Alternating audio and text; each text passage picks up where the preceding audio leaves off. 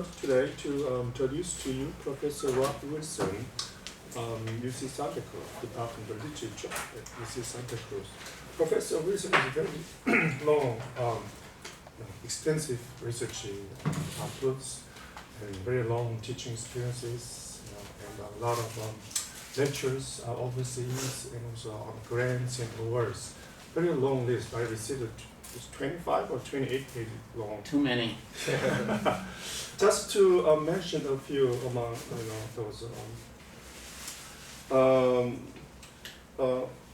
Professor Wilson's research interests first include transnational and post-colonial literatures in Asia Pacific and cultural political emergencies against the U.S. empire of globalization, and also cultural poetics of America in Pacific and Oceania, and also the sublime long genius to Hiroshima, poetics of experimental writing, especially poetry, and cultural poetics of Bob Dylan. It goes on. Among the honors and awards he has received are 2013 Ian Macmillan Poetry Award, and also Book Award 2010. Choice Outstanding Academic Title for Be Always Converted, an American Poetics, Harvard University Press. And also on Humanities Research Fellowship, IHR Research Grant, it goes on. And among the books he published, it says in press now. When the Nikita Moon Rose, the poetry book, right? Poetry books coming out in the fall. Mm-hmm. Yeah. And also in progress is Automat, Unsettling Global Poetics along the Asia-Pacific lines of flight. And there's another in progress. And contributions to books. He has also a list of books and journal articles, publications, very long list. I cannot give you the whole list here. Why don't you just, without further ado, welcome Professor Robertson with a big applause.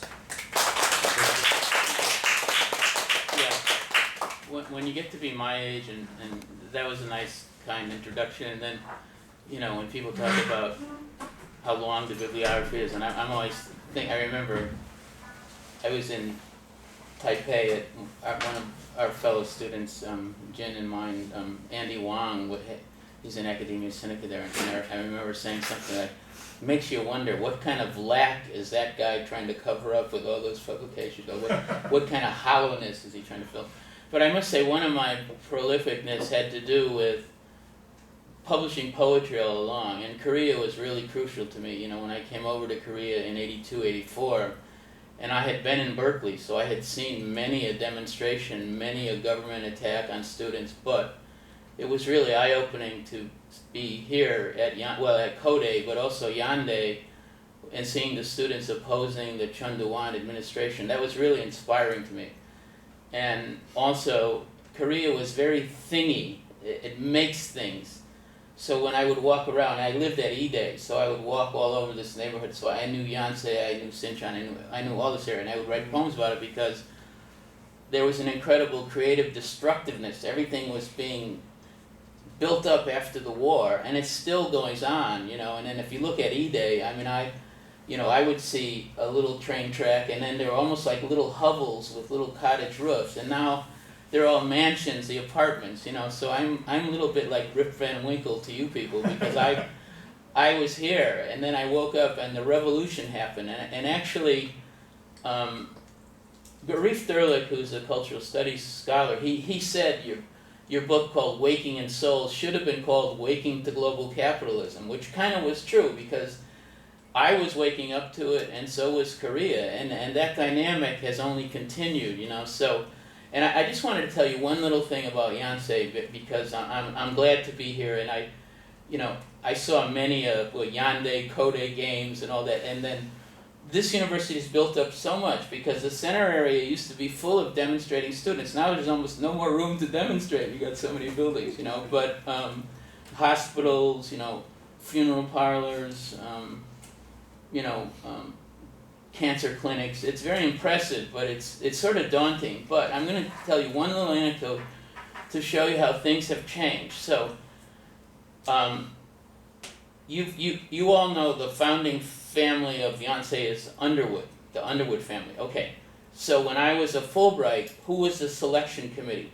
Horace Underwood Sr. Not the founding, but the... Okay, now, he has a son called Horace Jr. or something. Now, so when after my Fulbright, I'm back in Hawaii, and I get the phone call in my office from Horace Underwood Jr.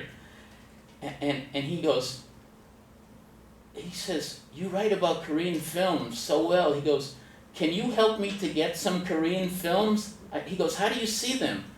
I go, "Well, I go to East West Film Center, the festival, and I see Mandala or Spinning Wheel or Imkantek." But I said, "You're in Korea and you're asking me how to get Korean films?" But this is how incredibly, there was no circulation. You couldn't get any, you had to get almost like a pirate tape. Whereas now, Snowpiercer shows around the world, there's so many copies of it, and so it's just a different dynamic of, I had written articles defending Korean localism and a kind of a staunch commitment to Korean history, Korean language, Korean values, Korean place, which I took to be Imkwantek. But actually, Yonsei's director, the Yonsei graduate Bong Joon-ho, is also a kind of a localist. If you look at his earlier plays or screenplays, they're all set and based in historical places and circumstances. And so this is going to be a question I'm going to leave you with is, what's Korean about Snowpiercer? He has a Korean name character, Korean characters, there's a little Korean in the movie, but basically it's placeless, it's going to be the planet. So we can kind of come back to that question, but so what I'm going to do is I'm only going to show you two scenes from the movie, and I'm assuming most of you have seen Snowpiercer, right? Because spoiler alert, I'm going to show you a scene from the ending if you haven't seen it, but I have to show it because it really fits Anthropocene. So, and then the class warfare stuff, you could cut into almost any scene in the movie and it would show you. So I'm going to kind of read along with this. I tend to write, I overwrite critically. I tend to write a kind of poetic prose. It's kind of, somebody said it was, you do theory and poetry and theory, and so it's kind of a little bit hard for even, ordinary English speaker to follow. So I'll kind of read along and then, try to maybe explain it colloquially. It's a little odd situation, but we have enough time. So, okay, so this is, so the thing is called Snowpiercer as Anthropopoetics, Killer Capitalism, the Anthropocene, and Korean Global Film. So all of those terms kind of, I hope we could elaborate, but the Anthropocene is a certain context that I think fits the film that I'll try to make clear, and then Anthropopoetics is something I'm borrowing from a literary critic that I think will help us to, because poets and writers are concerned with this too. So, and then the whole idea of Korean blockbuster, what's Korean about a certain blockbuster mode, so. But people are familiar with Bong Joon-ho's his connection to Yonsei. Do you know he's a sociology major and all that? So okay, I don't know. So it's interesting because it kind of gives him again a sociological, historical dimension. Not just a pure, auteur's film buff or something. So he seems to be a very well trained, humanities kind of person. So.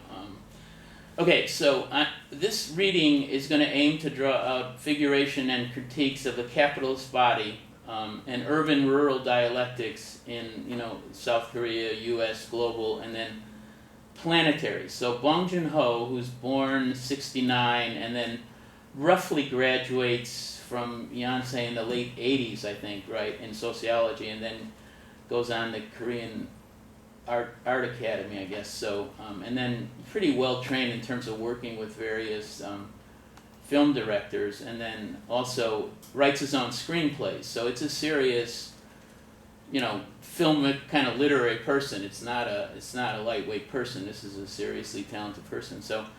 So in an implicit or intertextual sense, I'm going to kind of refer to some of especially the idea of killer capitalism, because I thought of that term in relation to the Revenge trilogy and Park Chan-wook, and I was always kind of bothered about it, because what am I saying, that Korea is the place of killer capitalism and the U.S. is not? No.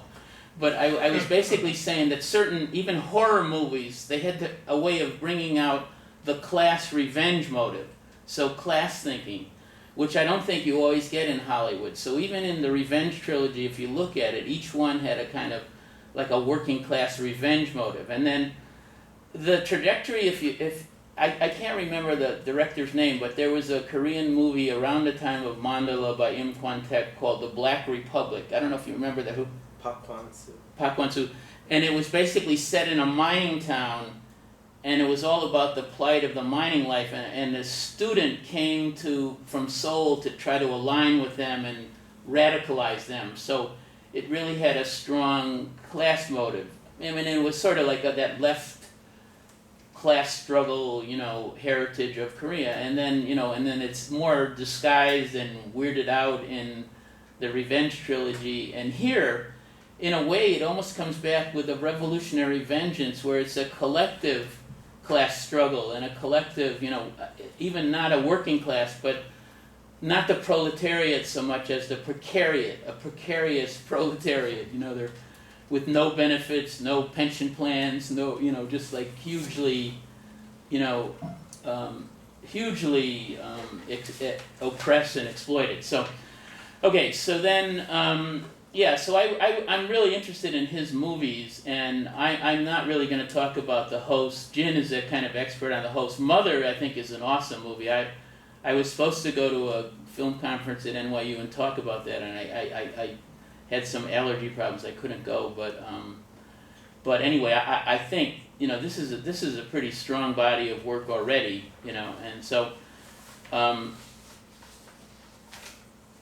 So the other thing I should mention, there is this site called academia.edu, and then you can go to this site for me, and then everything's archived there, and it's accessible, and publishers don't like it too much, but it's really good for scholars, and especially junior scholars, because you have to sign into it, but there's not a lot of advertising, but it makes an incredible array of stuff accessible. And I've had stuff that I thought was existing in oblivion, totally like buried alive in Japan.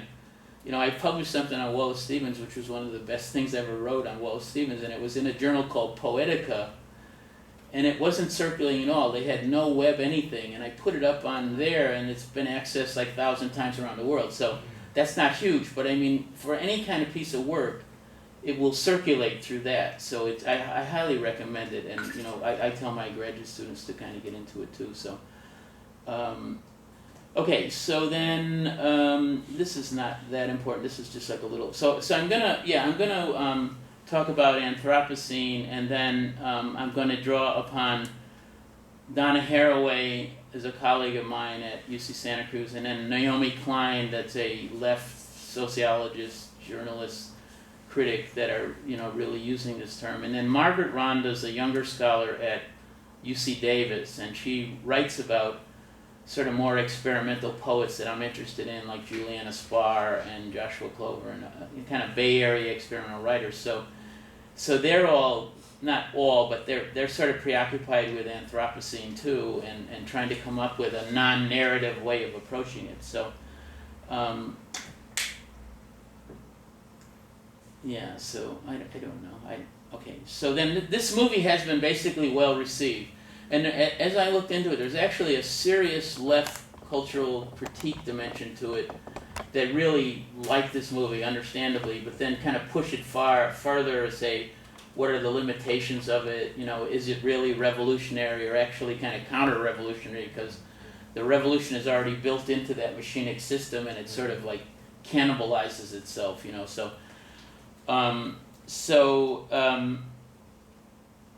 Okay, again, this is kind of background. I'm trying to think.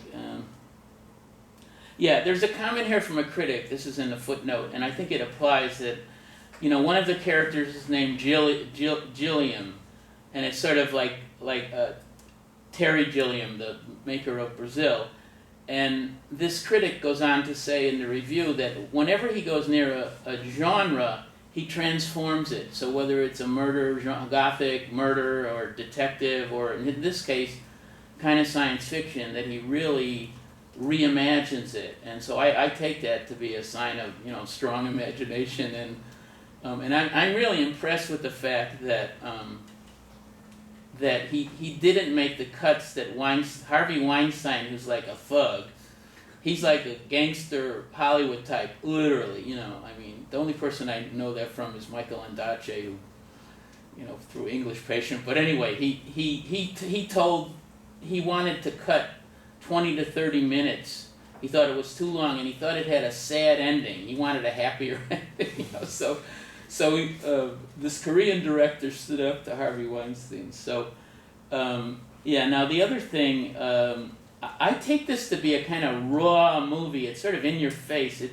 At first I was a little bit disgusted with it. I thought, this is so obvious. And then it kind of began to sink in my imagination and said, wow, this something's really happening here that's compelling. So one thing I didn't like about the movie, almost half or 3/4 of it, the setting is completely dark and black and claustrophobic. You don't even see out the window. It's bleak as you could get. And then all of a sudden, boom, you see the snow going by, and you see a bigger world, and then you make your way up the train, and there's like more light, and people have, it looks like Gangwon-do or something. It looks a little more ritzy, so okay. Well, I think what I'll do is I'm going to paraphrase this. I think what I will do is send Professor Rhee a copy of it, and then you can make it available to students, because I pretty much got it the way I wanted to. And the reason I did is that I think I thought about the movie for a year or two, or maybe it's a whole year at least, and then I've been reading a lot about Anthropocene with my students. The literary students are working on this, so I've been reading more. So it seemed like I could kind of tie it together fairly well. And I don't know, I said what I wanted to say, which is obviously the case. But anyway, so I take it to be a kind of hybrid movie, both in the production, the actor, and also that he does use some Korean stars and that kind of thing. And I think in some way they're staunchly Korean. Whatever that means, we can talk about them. So he's got a star-studded cast: Tilda Swinton, Ed Harris, Song Kang-ho, Jamie Bell. And the movie takes place not so far off year 2031. So, that's like 15 or 16 years away. So it's kind of ominous in that sense. It's not a really, hugely remote future. So, this ill-fated Leviathan coursing through late capitalist Anthropocene is driven by bad history and everyday savagery. Each coach is loaded with the last grubby, lower, or faux elegant upper remnants of humanity. After a clunky attempt to stop global warming through climate engineering has created a new ice age, and a catastrophic future can only remind contemporary viewers of botched attempts to alter global climate through uneven regulation, or the techno-driven science that has already altered the climate through petroleum extraction, carbon and resource overmining, and land and science, so agrochemical manipulation, species extinction, etc. So in other words, unless you're a climate denier, you have to admit that we're radically altering the weather, the climate. And the basic idea of Anthropocene is that we've gone so far that there's a massive disequilibrium that no human intervention will be able to put in balance, that things are autonomously multiplying. And so the idea of science coming to the rescue is very nostalgic. And I refer to the lectures of Bruno Latour that you can look up, his Edinburgh lectures, and he basically talks about this, that he tries to use the Gaia hypothesis, meaning that we're very puny subjects, and this massive, biosphere is just so altered that Korea is going to start getting, you know, spring weather and winter and vice versa, and, you know, typhoons are going to be huge, and so all the coasts are going to be altered, and God only knows what's going to happen. But and it's kind of shameful because, especially in China, that had this beautiful aesthetic tradition of, you know, love of the nature and the landscapes and beauty, and then they're so whacking out the ecology of, you know, there's no water that you can step in, that you can drink. It's, you know, I mean, at least Korea's been regreening, right? And you know, you've rescued rivers from buried freeways, and, you know, that's a step in the right direction. But we're talking about hugely systemic alterations, and that's kind of what this is a metaphor for, where they start in the year 2014, and a newscast says, you know, we tried to fix, you know, global warming with, I forget, some kind of carbon thing they shot into the atmosphere, and then it had this huge freezing effect. So,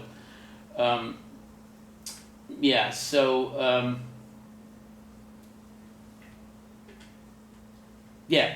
Well, I talk about this is a footnote again, but it's relevant, is that the Koreans have aspired to have a blockbuster since the early 2000s, and Shirdi was the first blockbuster, and then there was JSA, I guess. So the idea was that, you know, you're not going to just adopt the Hollywood formulas, you're going to kind of indigenize it a little, but still have big numbers. And so now, because this is even 20 years after that, and there's a huge China market, and the China market has a taste for Dai Pian, big movie. So they like Snowpiercer kind of movies, big effects, big settings, spectacles, digital, or, you know, they don't care. They want to see that kind of movie. And if Hollywood makes it or Korea makes it, they don't care, as long as they like it, you know. So it is a kind of a way that the peripheral countries like Korea, a minority kind of cinema, can actually have a huge impact. And so, as far as I can tell, this movie did well inside Korea and outside Korea, and also was critically well received. So that's kind of unusual, you know, and you wonder kind of where this guy's gonna go from here. But anyway, so then if the outside weather on this train is Arctic deadly cold, the inside atmosphere, and then it's kind of a cross between Naked Lunch, Lord of the Flies, and Fountainhead, that horrid Ayn Rand, you know, killer capitalist, you know, right-wing ideologue, I don't know. And then, okay, so yeah, so on the train there's everyday sadism, wacko humor, pulp fiction caricature, drug addiction, stupor, mayhem, madness, and death. So in other words, it's a kind of an uncomfortable, wacky, at times humorous, you know, like so over the top you almost want to laugh, you know. And I think the actors are almost playing to a kind of parody effect sometimes. So we are delivered into an endgame machinic world where lines such as "I know what people taste like" and "I know babies taste best" sound like just everyday description. You know, that like if you're in a situation, you know, have a baby, you know. Then okay, so then, if we can kind of pierce the snow sign ecoscape, we can understand global capitalism and then even revolutionary necessity. It's something like he's got a metaphor that's totalizing, and then if you can kind of crack it, you'll sort of understand the totality of the global system in this really dire situation of the Anthropocene. So Snowpiercer is pretty clearly, quote, an allegory of capitalism and revolution. This is a leftist critic, Aaron Boddy, who's a UC Berkeley, you know, grad student, I think. But anyway, that this is the best article I found on it. It's in the New Inquiry, so it's a kind of left-leaning journal, and so that's quite a good reading. So on the train we have this Curtis Everett guy, Chris Evans. He plays the leading member of the tail section. So tail and head, it's pretty like the, you know, Leviathan body, the head, the, you know, shoe. It's pretty kind of obvious, right? So then, darkened chambers prevail and block any kind of frontal vision as the train speeds on through gloom, bloodshed, and doom to further gloom, bloodshed, and doom. So every time you go through a train, there's like more bloodshed, more killer capitalism, right? And Koreans are quite good at it. One of the reasons is because Koreans don't have guns. You have gun laws, so you have to like think of other ways to beat people up. Somebody said this was a Kim Ki-duk or something. So we've learned how to, like horror films without like Western, guns. So you learn how to like, anyway, this is it's kind of crazy. I'm sorry to make such a claim, but anyway. That's all right. Yeah. So capital is close to the luxury. There's no middle class on the train, so it's polarized. So you've got a luxury life of Epicurean excess, and then you've got really bleak conditions for the lower class, right? So then, all of the stuff about polarized, the 99%, the 1%, is sort of materialized in a synecdoche, so the part stands for the whole, so that's part of its power. So I actually think that Bong Joon-ho he's able to, the King Lear line is to see things feelingly, that he knows how to capture the affect, not just the plot, but the affect of these weird conditions of extremities of capitalism, so and there's people that are, the critics, like Lauren Berlant and C.N. Nye, they write about affect theory. Very often is not about sentimental or romantic affects, but really bleak, cruel optimism, a cruel system that depresses you and humiliates you and wants you to be optimistic. Or C.N. Nye writes about a feeling called not sublimity, but stuplimity, like stupid sublimity. And that's actually what's going on this train, is stuplimity, and I'll kind of come back to that.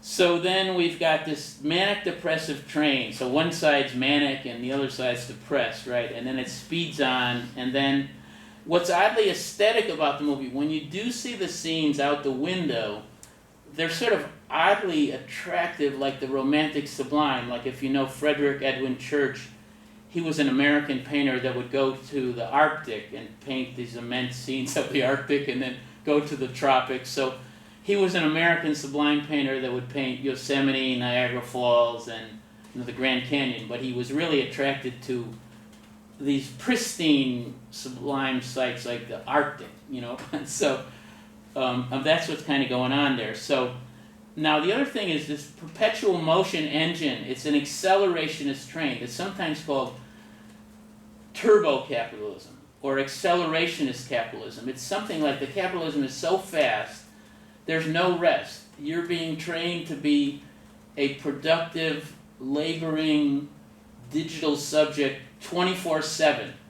So there's no rest. There's like no break. But the other precarious thing is there's no pension plans. There's no coalitional working class, international struggle. There's no 8-hour workday. There's no weekend, I'm using it kind of abstractly, but all of those benefits that were won under Fordism, now we're in a different mode of production. And so the terms of it are actually way more demanding.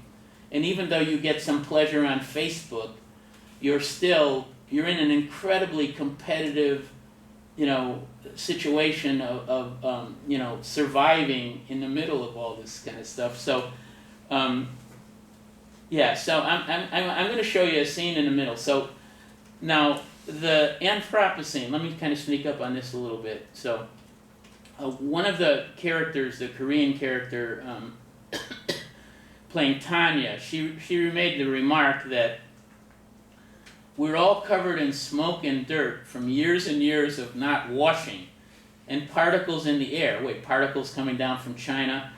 And we are all the same color of if you look at it. So it's kind of a clever metaphor saying that, no,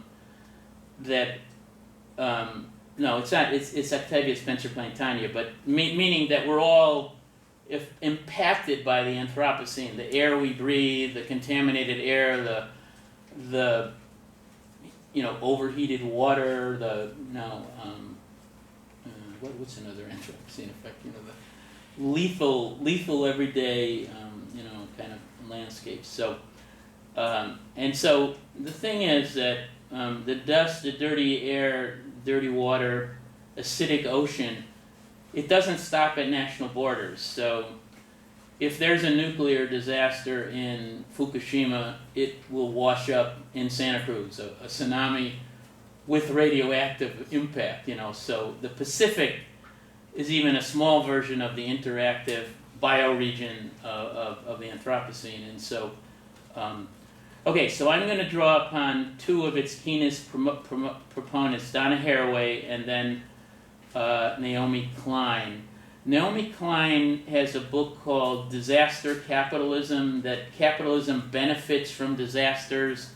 It sends in relief teams, it sends in, corporate infrastructural forces, so they can benefit from any disaster.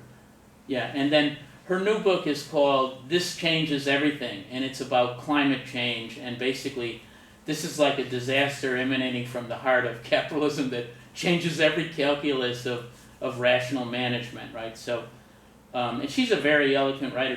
It's also, a lot of her talks are on YouTube. You can, and then Donna Haraway's like, hyper poetic biologist, my colleague that, she speaks the richest prose on the planet Earth as far as I'm concerned, and she's a great critic, the Cyborg Manifesto, and she's learning to think with coral, with dogs, with wolves. She kind of decenters the idea of the human androcentric subject, So this is her formulation. Now this is a little bit, complex and long, but people joined the bumptious planetary survival fray early and dynamically, even before they or we were critters who were later named Homo sapiens. So she's very concerned with critters, meaning every non-human thing from an ant to a piece of coral to a dog to, lichen. She tries to think, as a trained biologist, like how do those little things, critters, survive in, the impacts of our poisoning. So,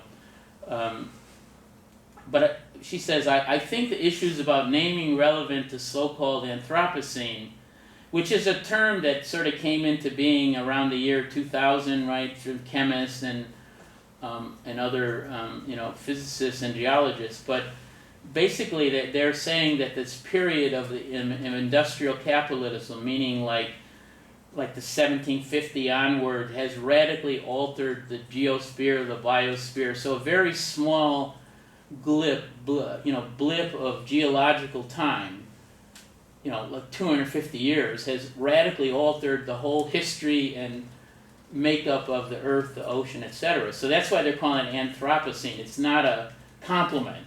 The andro is man, but it's man, collectively considered as an incredibly disruptive, destabilizing force, destroying species and, and plundering resources and, basically on a kind of runaway train. So she actually says that it shouldn't be called Anthropocene, it should be called Capitalocene. And there's a lot of Marxist critics in Santa Cruz that would say, yes, that's right, you should always think, what was the industrial capital system that got us into this mess? It wasn't just, anything. So, although Bruno Latour doesn't agree with that. So he says it was happening earlier and longer duration, but anyway, it changes the scale, the rate, the speed, the synchronicity, and the complexity. The constant question when considering systematic phenomena like these has to be, when do changes in degree become changes in kind? What are the effects of bioculturally, biotechnically, biopolitically, historically situated people, not man, relative to, combined with, the effects of other species? No species, not even our own arrogant human one, pretending to be good individuals in so-called modern Western or Asian scripts, acts alone. Assemblages of organic species and abiotic actors make history, the evolutionary kind, and others too. But is there an inflection point of consequence that changes the name of the game of life on Earth for everybody and everything? It's more than climate change. It's also extraordinary burdens of toxic chemistry, mining, depletion of lakes, rivers, under and above ground, ecosystem simplification, genocide of people and other critters, etc., in systematically linked patterns that threaten major system collapse after major system collapse after major system collapse. If you really think about that, you could get seriously depressed. Meaning we're collapsing these different flora and fauna systems until they're extinct. And that it's basically, the scale is such that, again, it's sort of, it's out of control. And her point is that it's affecting these other critters even way more than it's affecting humans. And so the idea of stewardship and guardianship is really radically disturbed, So yeah, that's why she talks about calling it the Capitalocene. And then I think actually this train hurtling towards the destruction in the year 2031 is a carnal, creatural version of the Anthropocene. So that's why it's not just a Korean scene; it's the Anthropocene. So, and then the slogan in the movie posters is "Fight your way to the front." So in other words, it's sort of like you either fight your way to the front, or you will be eaten alive, or you will be thrown out the window to the Arctic cold. So you don't have any alternative. And then, so the lower class minions, there's these bullying people. Now there's a guy called Wilford, rumored to be at the front of the train, and his name recalls Willard. Captain Willard from Apocalypse Now, I think. And then, so the moral of the train, the moral, or the habitus, the moral code they operate is you kill or be killed, you eat or be eaten, you dominate or you'll be turned into subaltern meat. So it's kind of this crazy post-Fordist train, although the train is like a Fordist train, right? But it's got this other stuff going on it, and so there's gallows humor, etc.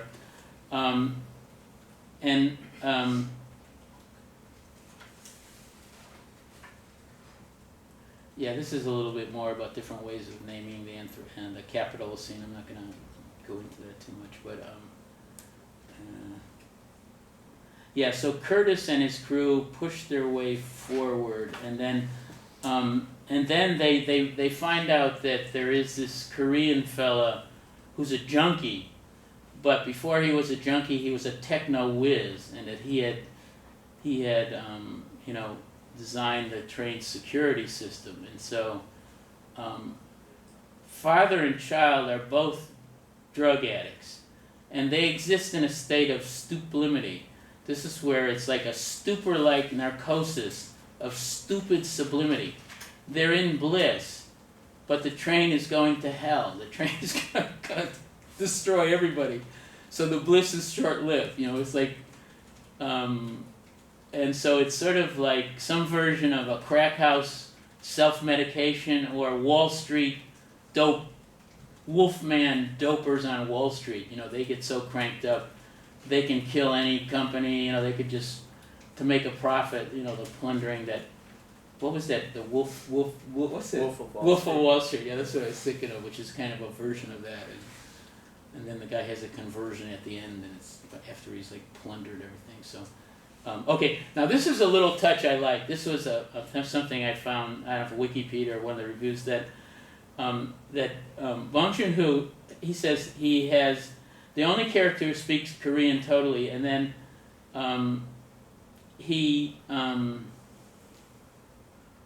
the director said he wanted to give him a name that would be very difficult for foreigners to pronounce. Namgung. It is difficult. There are some name-related jokes in the film. So the touch of Korean language is Bong's recalcitrant reminder of otherness. So I almost think it's a stand-in for him, the director. Kind of doped up, but like sort of in charge of this crazy machine or something, or kind of knows the code. And then and then there's a lot of bloody overkill on the train. It kind of reminds me of Sam Peckinpah kind of westerns, or your beloved Kim Ki-duk horror movies. Where that's where he uses fish hooks and stuff. That island movie. His movies are pretty creepy. I don't know. They're strong. And then the other thing is the name Yuna is like Jonah. So it's Jonah in the whale.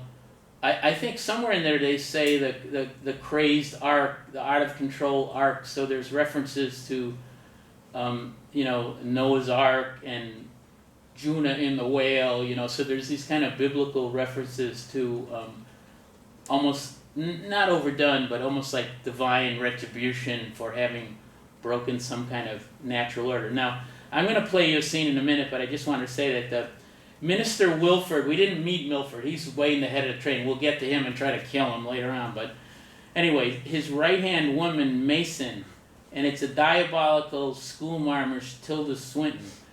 They're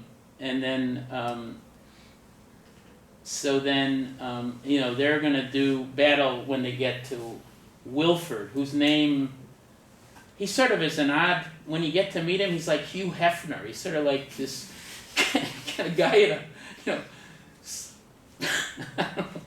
he kind of lives, this aging guy that lives in a bathrobe and, is kind of horny and gets whatever he wants and he's creepy. And anyway, and then he's like the Wizard of Oz, running the ship. Anyway, but the Swinton character, since there's a lot of women in this room, I can concentrate on her. Swinton, playing her character like some postmodern pastiche of uncanny geopolitical relevance and spectral recall, has said that her persona is a mix of Lady Margaret Thatcher, Colonel Gaddafi, Adolf Hitler, and Silvio Berlusconi with a Yorkshire accent. Now that is so clever. So in other words, you're seeing this character from the year 2031, but it's kind of reminding of Hitler, Margaret Thatcher. It's like a crazy, like over-the-top acting performance, and I think the director really liked that. And then the characters speak a kind of a pidgin English at times that there's a Korean American poet that I like called Kathy Park Hong. I don't know if you know her books, Dance Dance Revolution and Engine Empire. And her characters speak this really mongrel pidgin Korean English, Filipino. Anyway, to give you an example, I'm a double migrant, seeded from Koryo, seeded from America.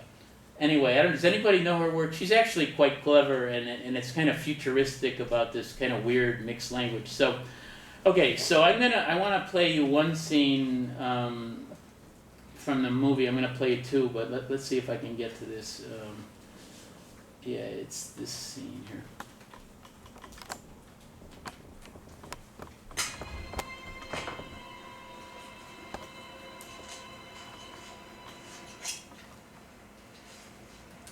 Oh, this was a punishment. He threw a shoe at one of the leaders. One of the in this beautiful like yellow At this altitude, we need coat. only 7 minutes.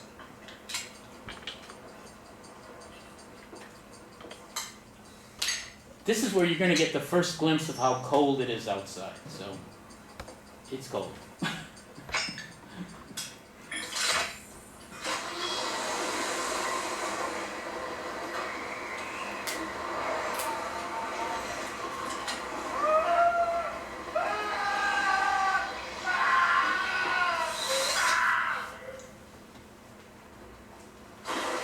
See how dark the tonalities are? This is kind of seriously depressing.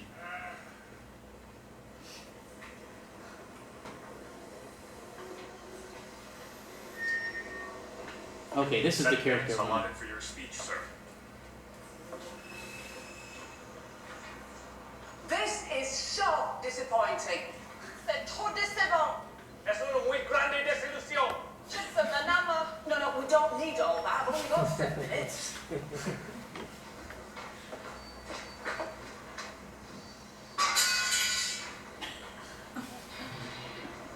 Passengers, this is not a shoe. This is disorder. This is size 10 chaos. See this? This is death. In this locomotive we call home, there is one thing that between our warm hearts and bitter cold. Clothing? Shields? No. Order. Order is the barrier that holds back the frozen death.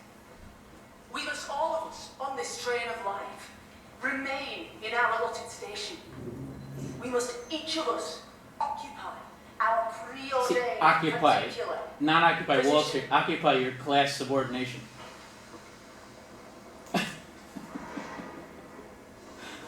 Would you wear a shoe on your head? Of course you wouldn't wear a shoe on your head. Sounds like A shoe Margaret doesn't Thatcher. belong on your head. A shoe belongs on your foot. A hat belongs on your head. I am a hat. You are a shoe. I belong on a head. You belong on a foot.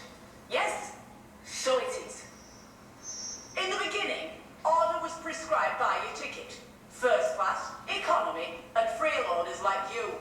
Eternal order is prescribed by the sacred engine. All things flow from the sacred engine. All things in their place. All passengers in their section. All water flowing, all heat rising pays homage to the sacred engine. In its own particular, preordained position. So it is. Now, as in the beginning, I belong to the front. You belong to the tail. When the foot seeks the place of the head, a sacred line is crossed. Know your place. Keep your place. Be a shoe.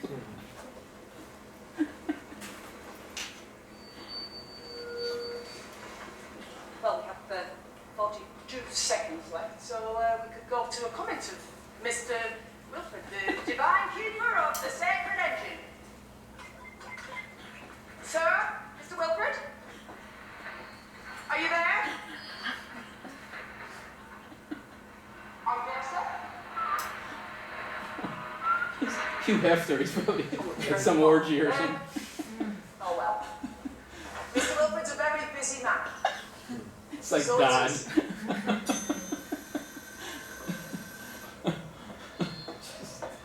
I love the fashion, you know, it's like the poor people with the bleak, the people with this radiant kind of color. Oh jeez. Okay, I gotta stop here, but yeah, I don't know. And there's kind of more of that, and then you know, as they progress on the train, but can I get back to the menu here? Yeah, okay. I'm not gonna play this right now. We just gotta watch it. Not now. You just gotta.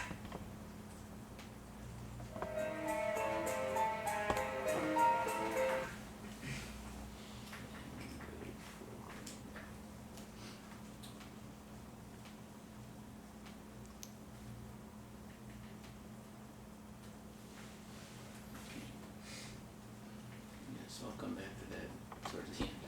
So, yeah, so you can see that there's a weird sense of the, you know, this futuristic sense of this kind of pigeon mixtures of languages, right? And so, well,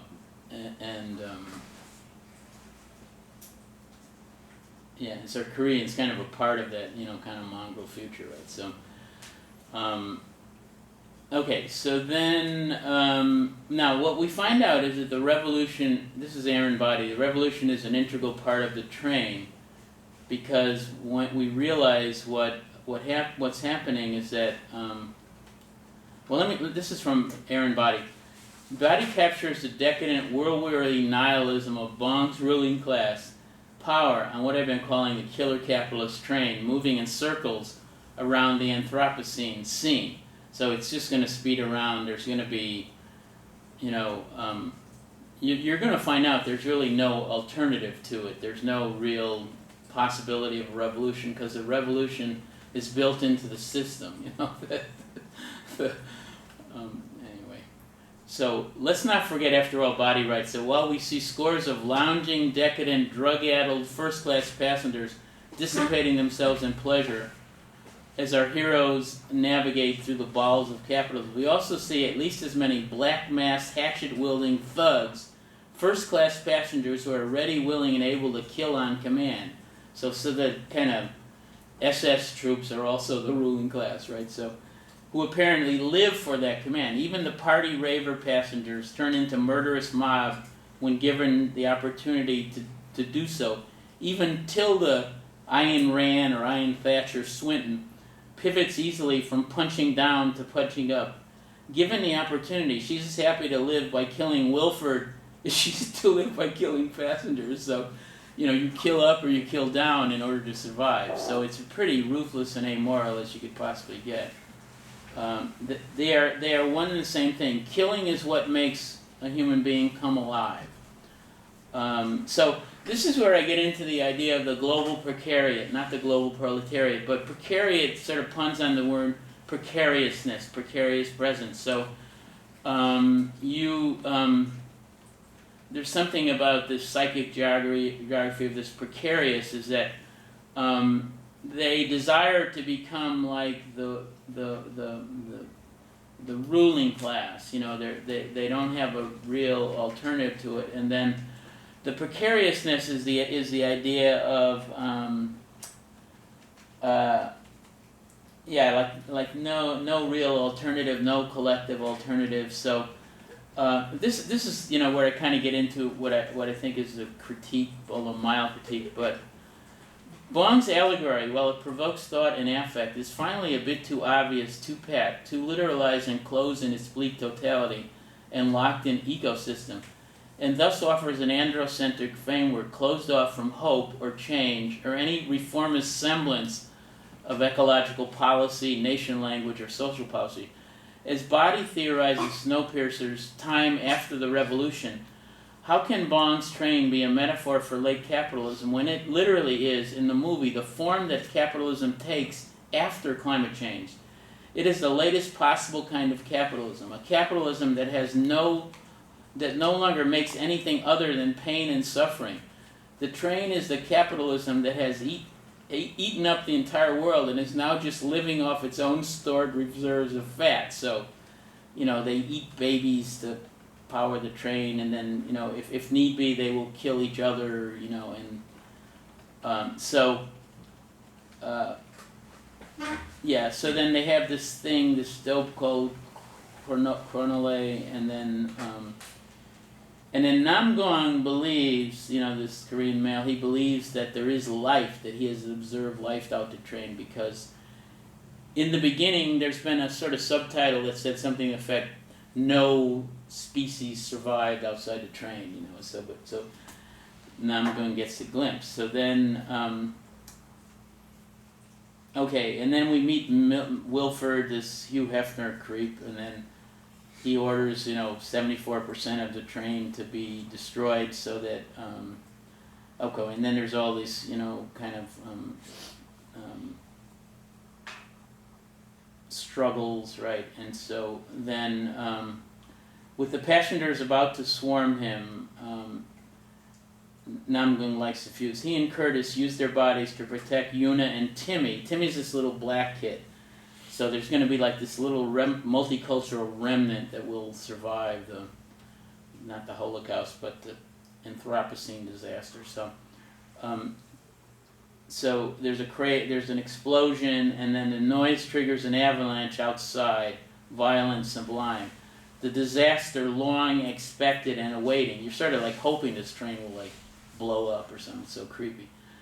Yuna and Timmy emerge from the trainwreck and hopefully, as one frail sign of earthly regeneration, see a polar bear moving along the vast snow, trans-species sign like the Zen snow leopard, that remnants of animal life can exist outside the doomed train.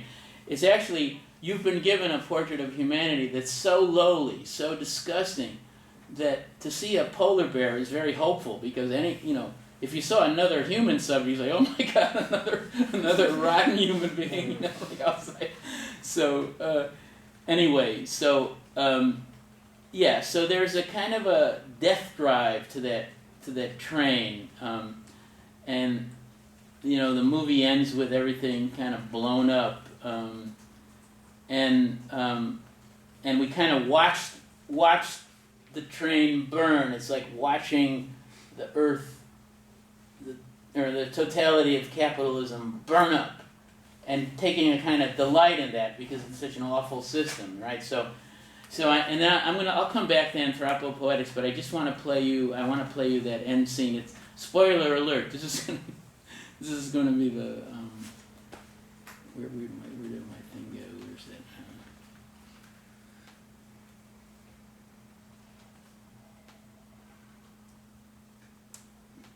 There it is. Okay. Yeah. Most of you have seen the movie, but you could kind of see the plot coming 22 miles off anyway. So this is going to be the kind of concluding scene. If I can get it to play.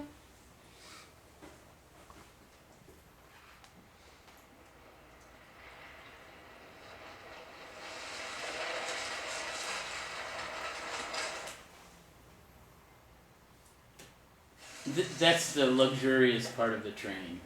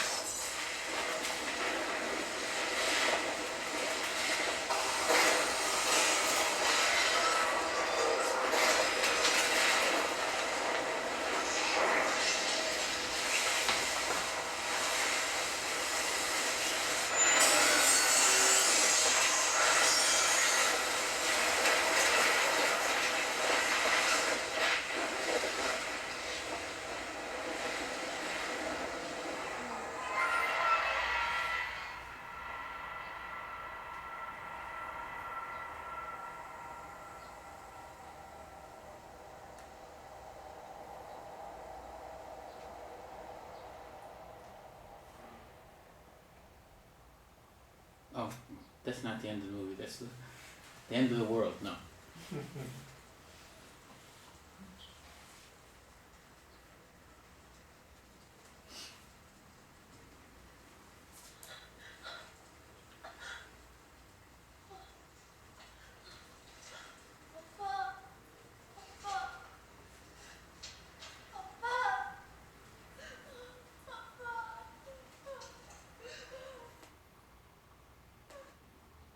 What's happening there?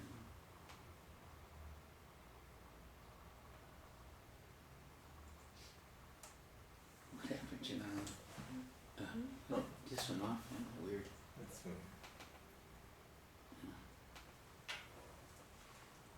I apologize for that. I don't know what happened. We'll see.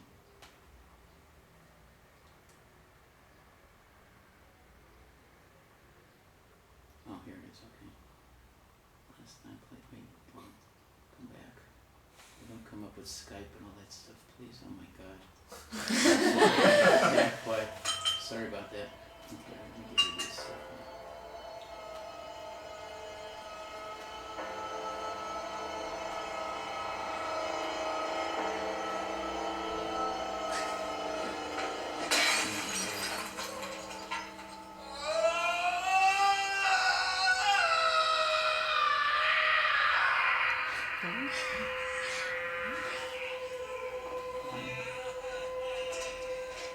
Where did it go? Oh, sorry about this. I don't know what the hell's going on. No, I'm all right. Where did that thing go? Stop. Stop right there. Sit down. Put that useless gun down. Put it away. That's weird. Long time no see, Mr. Gilliam. It's a pleasure. That's another scene. Yeah. How weird is that? You look healthy. It's fine. Here's that little thing. Here's this thing down here. This thing. Oh, I don't know. Let me just paraphrase then. If I well, first of all, Mr. Mason, please deliver a message to Mr. Wilson. yeah, basically Una and Timmy survive, and then it's very striking visually where you see just some small movement on the snow, and it turns out it's this majestic polar bear, and then so then you get the sense of some kind of survival. But I must say, some of my really left-wing poet friends and culture critics, they actually take delight when the stock market nearly crashes. The worse it gets, the happier they get, because they think that there's no alternative to the system unless there's really some global crisis. So they actually take delight in bad news, you know. And I can't think like that, but you know, they basically think the only way an alternative is going to happen is if the contradictions of capitalism become so aggravated that the system will collapse, and then people will start to think about an alternative or something. But yeah, this is like, what happened to my PDF? Go over here. Okay, Oops. that's it. Okay. Yeah. Okay, thanks. Okay, so yeah, so in a way you kind of have that delight in the destruction of the system, and then, you know, then you see some kind of remnants, and it's a little bit of a tender ending, you know, in terms of the Anthropocene, that you have like this multicultural remnants, and you have Korean, you know, the Korean, you know, remnant language survival, and this little Afro-American child that you know, has been, you know, severely exploited on the train. So yeah, now anthropopoetics is something I draw upon from Margaret Randa. She reads a range of these left poets, and she says that what is distinctive about, she calls it anthropogenic. So the genesis of this poetics has to do with the Anthropocene, something that's coming out of the Anthropocene. So what is distinctive about the planetary anthropogenic poesis is both its irreversibility and its seemingly endless capacity to unmake. So that there's a sort of a delight in unmaking or decreating. So instead of, these poets use tactics of erasure, disjunction, overlay, juxtaposition, semantic decreation, a total refusal of neoliberal piety, narrative consolation, sentimentality, containment. So you're going to get no happy ending, you're going to get no ending, you're going to get no liberal subject. And so, you know, Bong is not a poet, but I would say that his works are full of desublimating negation.